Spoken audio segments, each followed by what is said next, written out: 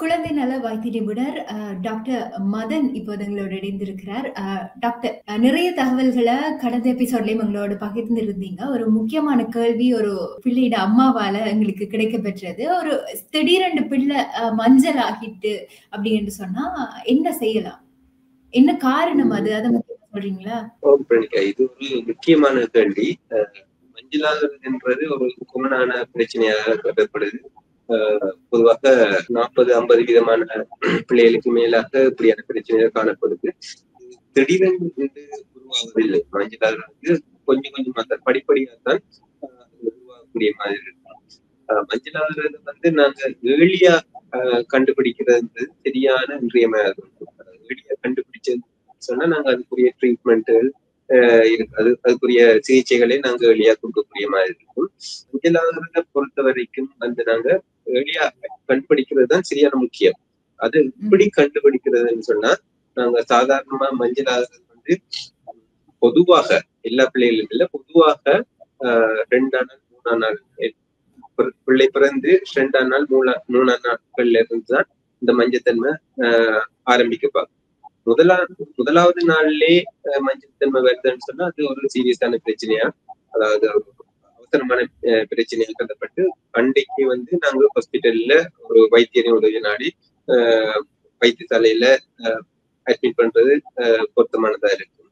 2ஆம் நாள் 3ஆம் நாள் மஞ்சள் தன்மை வருதுன்னு சொன்னா நாங்க அதை கொஞ்சம் அவதானிக்கணும், கொஞ்சம் கூடின கவனம் எடுத்து கண்காணிக்க வேண்டும். எப்படி என்று சொன்னா, முதலாவது மஞ்சள் தன்மை அது தொடங்குறது கண்ணுல அந்த வெள்ளப்படலம் அந்த வெள்ள மொழியில நாங்க அதை தொடக்கத்துல அவதானிக்கலாம். அது கொஞ்சம் கொஞ்சமா பரவி முகத்துக்கு பரவும். அதுக்கு பிறகு என்னோட நெஞ்சு பகுதி, வயிற்று பகுதி, அதுக்கு பிறகுதான் இந்த கை பகுதி, ஆக கடைசியாத்தான் எங்களுக்கு உள்ளங்கை உள்ளங்கால் பகுதியில போகக்கூடிய மாதிரி இருக்கும். எங்களுக்கு எங்க பிரச்சனைன்னு சொன்னா உள்ளங்கை உள்ளங்கால் வரைக்கும் சொன்னா அதுக்கு கட்டாயம் நாங்க சிகிச்சை முறை எடுத்தே ஆகும். அதுக்கு வைத்தியர் உதவியை நாடுவாங்க. அதுக்கிடையில எங்களுக்கு அதுல பெருசா எங்களுக்கு ஏற்கனவே நாங்க பார்த்திருக்கலன்னு சொன்னா நாங்க பப்ளிக் ஹெல்த் மிட்வைஃப் அவங்ககிட்ட, அதாவது மிட்வைஃப் அவங்ககிட்ட கூட ஏரியா மிட்வைஃப் அவங்ககிட்ட கேட்டு அவங்களுடைய ஆலோசனையும் கேட்டு அதுக்கு பிறகு வைத்தியர் உதவியை நாடலாம். வெளியா மஞ்சத்தன்மை வருமானு சொன்னா அதுக்கு நிறைய காரணங்கள் இருக்கு. அதுல முக்கியமா பார்க்கப்படுற காரணம் அம்மாட குருதி வகையில இருக்கிற வித்தியாசங்கள். அம்மாட குருதி வகையில அம்மா எதிர்மறை குருதி வகைன்னு சொன்னா சரியான கவனமா இருக்கு. அவங்களுக்கு மஞ்சளாகிற தன்மை கூட, அல்லது அம்மா ஓ பாசிட்டிவ் மதர்ன்னு சொன்னாலும் அம்மான்னு சொன்னாலும் அவங்களுக்கு பிள்ளைக்கு மஞ்சளாகிற தன்மை கூடுதலா காணப்படும். அதை தவிர பிள்ளைகள பால் குடிக்கிறது குறைவா இருக்குது, அல்லது அம்மாக்கு பேபி சுகர்ன்னு சொல்லுவாங்க, நீரழிவு கர்ப்ப காலத்துல வர நீரழிவு நோய் அல்லது நீரழிவு நோய் இருக்கிற அம்மம்மார், அடுத்து அம்மம்மாருக்கு உயர் புதியமுக்கம் இருக்கிற அம்மா, அவங்களோட பிள்ளைகளுக்கு அந்த மஞ்சள் தன்மை கூடுதலா காணப்படுது.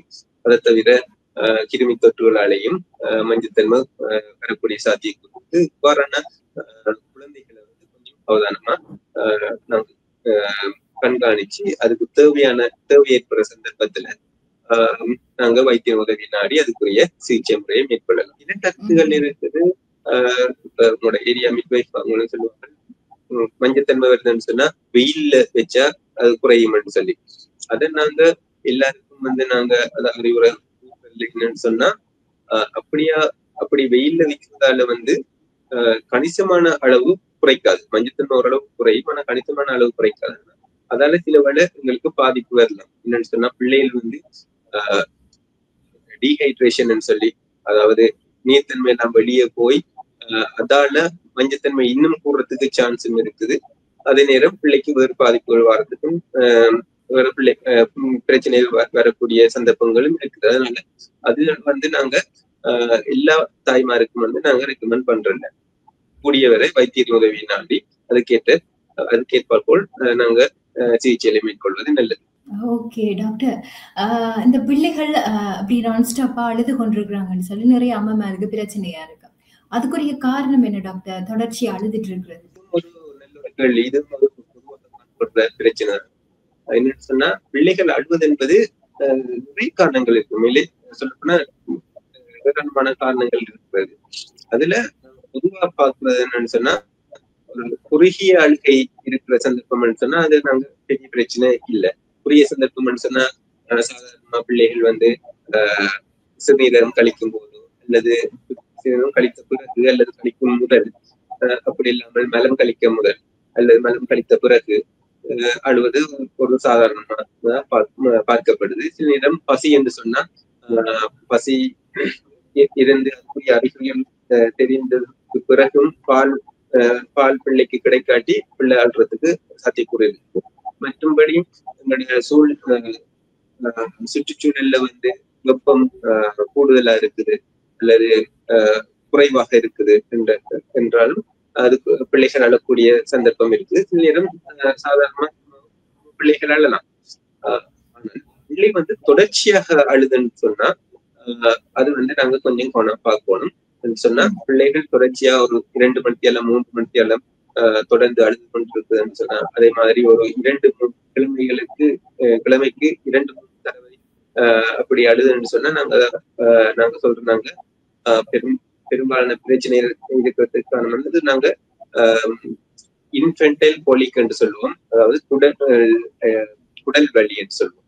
அது வந்து நிறைய பிள்ளைகளுக்கு இருக்கக்கூடியதா இருக்குது. கிட்டத்தட்ட 20-25 விதமான பிள்ளைகளுக்கு அது இருக்கலாம். அது அப்படியான பிள்ளைகள் எந்த டைம்ல சொன்னா பெரும்பாலும் மாலை வேளைகள்ல இல்லாட்டி இரவு வேளைகள்லாம் கூடுதல் ஆடுவாங்க. அந்த டைம் வந்து சொல்லுவாங்க எப்படின்னு சொன்னா அவங்களோட முகம் நிறம் மாறுது, சிவப்பா மாறுது அல்லது கருப்பா மாறுது, உடம்பு முருகிற மாதிரி இருக்குது, உடம்பு கூட அசைவுகள் இருக்கு, அந்த அப்படியான அறிகுறிகளை அவங்க சொல்லுவாங்க. அப்படியான பிள்ளைகளுக்கு நாங்க நார்மலா வீட்டுல வச்சு செய்யக்கூடியதுன்னு சொன்னா அவங்களோட வயிற்ற மெல்லிசா நாங்க தடவி விடலாம்.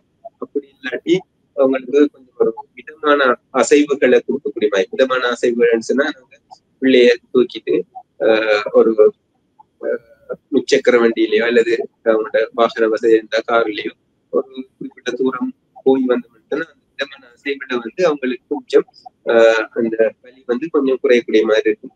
அப்படியும் வலி சரி வரலன்னு சொன்னா கட்டாயம் ஒரு வைத்திய உதவியை நாடுறது நல்லதா இருக்கும். என்னன்னு சொன்னா கட்டாயம் இந்த அந்த பிரச்சனையால அழுவாங்கன்னு சொல்லி இல்ல, சில வேறு பிரச்சனைகளாகவும் இருக்கலாம். வைத்தியரின் அறிவுரையை கேட்டு அதுக்கேற்ற சிகிச்சை முறைகளை மேற்கொள்வது நல்லது.